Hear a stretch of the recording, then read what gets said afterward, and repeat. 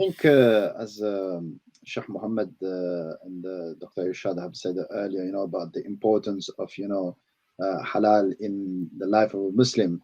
These solutions that our Marhaba are providing are essentially uh, solutions that will be helping Muslim to live their life, or at least, one aspect of their life to in accordance with Allah subhanahu wa ta'ala's command. Uh, in the famous hadith narrated in Tirmidhi, the Prophet sallallahu alaihi wasallam informed us that, the feet of uh, man's feet will not move until he is asked about certain matters, and one of these matters is where this man has earned his money and where he has spent it. So this concept of halal is paramount, not just in the way that you are earning your money as well, but also in the way that you are spending.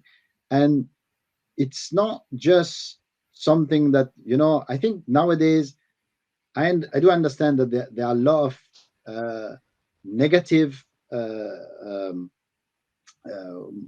how can I say that, negative publicity around halal certification these days.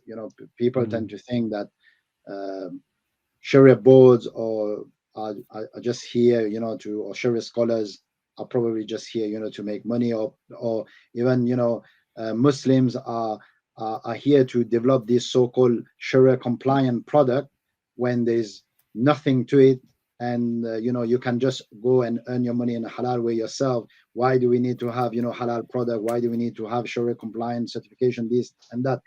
I mean, I do understand uh, people, they're a bit iffy about it, but this is not a very light matter. At the end of the day, when it comes to halal, not only it is important for a Muslim to earn halal, because this is something that he is going to be asked on the day of judgment, and it is also Allah's commands to go and earn halal and to spend it in halal, and to actually um, uh, how can I say that, contextualize this importance. If we look at what Allah subhanahu wa ta'ala tells us in the Quran, when He describes two groups of people, one of which is they are going to be traveling the land seeking Allah's bounty, and the other ones are the ones that are going in the path of Allah to fight, to do jihad.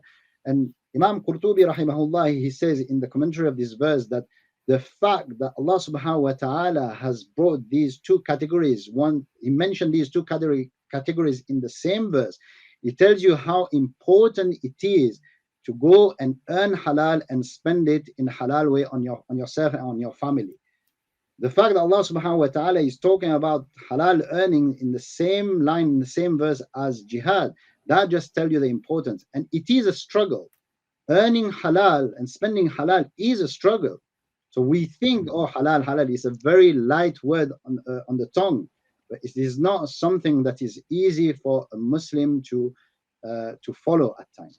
And we see that. And not only it is not easy for a person to follow, but even in terms of delivering something halal, it is not easy either.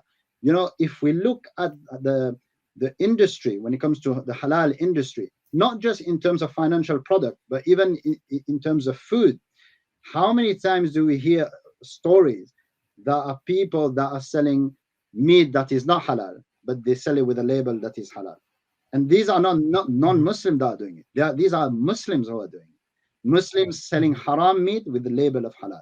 Muslims that are selling financial product labeled as halal, but in fact they're haram, and they know about it. Muslims that are using false certification when it comes to halal food, or when it comes to financial product. Muslims that are seeking halal certification to deliver something that is haram. How many times do we hear of these stories? So this is not just a simple matter as such. It is a struggle, and this is why the Prophet sallallahu alaihi wasallam, in a hadith narrated in Tirmidhi, he talks about the truthful and the trustworthy merchant.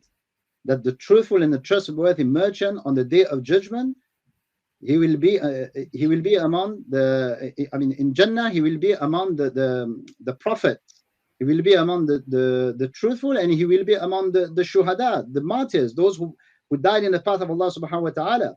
Why would the Prophet sallallahu alaihi wasallam mention the truth, the trustworthy merchant among these people? Why? Because it is a struggle in itself to be truthful.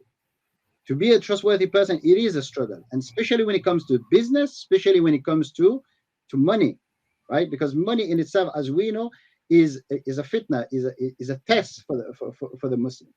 So that's why, it is very important to ensure to not take these thing as a light matter.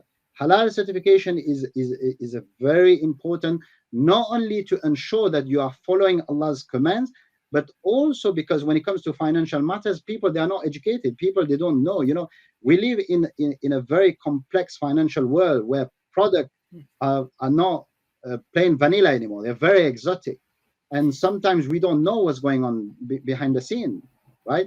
So this thing about Sharia halal certification, Sharia compliance certification, is to actually give the peace of mind to the person. Look, I always say, when people, I mean, I live in the West, and there are a lot of people, they have objection, for example, regarding Sharia compliant mortgages, right? They think that is very similar to haram one.